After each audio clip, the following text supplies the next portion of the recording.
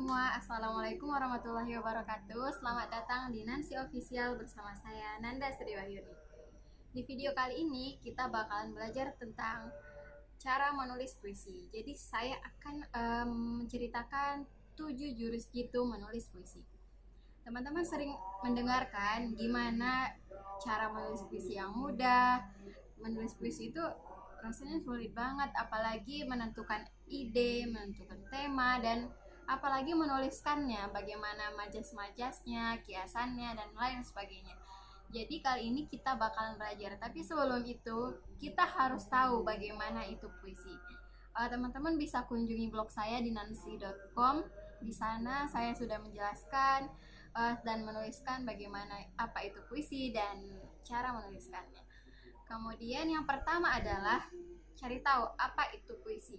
Jadi zaman sekarang ini puisi itu bukan hal yang baku, yang sulit untuk dilakukan, karena sebagai penulis, siapapun itu penulisnya, jika dia menganggap itu puisi, itu bisa dikatakan sebagai puisi.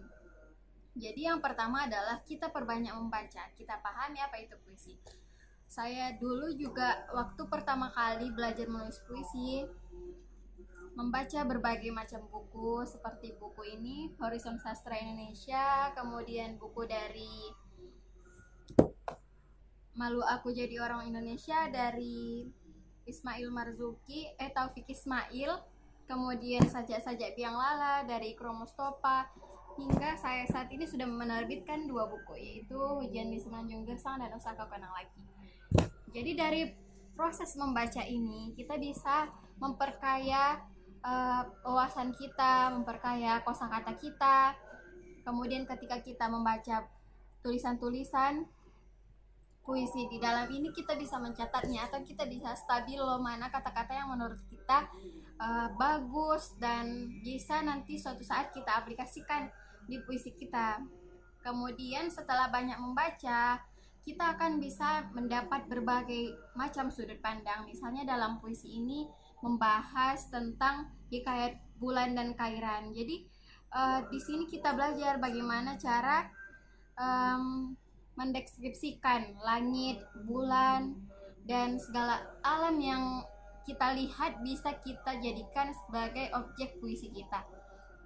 Jadi puisi kita tidak monoton hanya tentang hal-hal yang biasa saja. Tapi terlepas itu, jika masih pemula, kita boleh saja menuliskan apapun. Kita bisa pakai metode copy the master, yaitu dimana metode-metode dari penulis-penulis yang kita sukai, puisi-puisi yang kita baca, kita bisa copy atau kita bisa contoh bagaimana cara menuliskan atau tips menulis mereka sebelum kita mendapat ciri khas dari kepenulisan kita sendiri. Kemudian yang kedua adalah cari inspirasi. Jadi sebelum menulis puisi, kita ciptakan tempat atau bagaimana bisa kita menuliskan puisi dengan berbagai inspirasi. Misalnya kita di kamar kan, kalau kita bisa lebih fokus di kamar, kita menuliskannya di kamar, atau kita bisa ke pantai, ke danau, atau bahkan ke persawahan. Jadi kita bisa mendapatkan inspirasi dari berbagai hal yang kita lihat. Kita punya ide yang lebih luas dan lebih bagus yang akan kita tuliskan. Kemudian karena pengalaman estetik itu bisa sebagai pendorong untuk kita membuat tulisan yang berkualitas. Kemudian yang ketiga adalah coba bawa buku atau catatan, atau bisa juga sekarang di HP kita download aplikasi-aplikasi yang bisa mencatat apapun ide-ide kita, atau puisi-puisi yang misalnya kalau kita di jalan atau pas kita lagi bepergian kemanapun, tiba-tiba terlintas ide atau hal-hal yang sedang kita rasakan, kita bisa tuliskan di situ. Jadi kita tidak lupa. Kemudian yang keempat adalah yuk kita mulai menulis. Percuma kita pelajari gimana cara menentukan tema, cara mendapatkan kondisi atau tempat yang bagus untuk menulis, tapi kita tidak pernah menuliskannya. Jadi kita perlu menuliskannya. Setelah kita tahu apa yang ingin kita tulis, kita tulis saja apapun itu, karena bagi sebagian orang bagian yang tersulit adalah menentukan kalimat yang pertama ya, karena kalimat pertama ini bisa jadi pemantik atau bisa sebagai pemicu untuk menuliskan puisi selanjutnya. Jadi ketika kita mendapatkan kalimat pertama, kalau saya pribadi dengan secara mengalir bisa menuliskan kata-kata selanjutnya. Dan dalam menulis itu kita bisa tentukan alur. Jadi di paragraf pertama kita cerita ini, paragraf kedua kita cerita ini. Kemudian setelah kita tuliskan, kita bisa baca kembali. Misalnya kita menulis hari ini, kita endapkan dulu 1 malam atau 1 minggu, kemudian kita baca ulang. Apakah di tulisan atau puisi yang kita tulis ada hal-hal yang harus diperbaiki?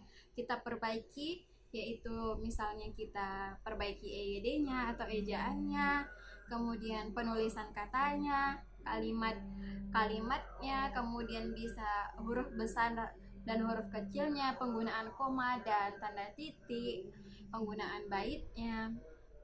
Jadi itu semua perlu diperhatikan, apalagi jika puisi yang kita tuliskan tujuannya untuk lomba.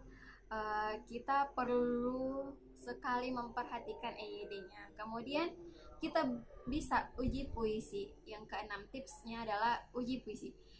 Jadi puisi yang kita tuliskan kita bisa kasih atau bisa kita berikan kepada teman-teman kita, saudara kita, atau keluarga kita untuk membacanya dan minta pendapat dari mereka.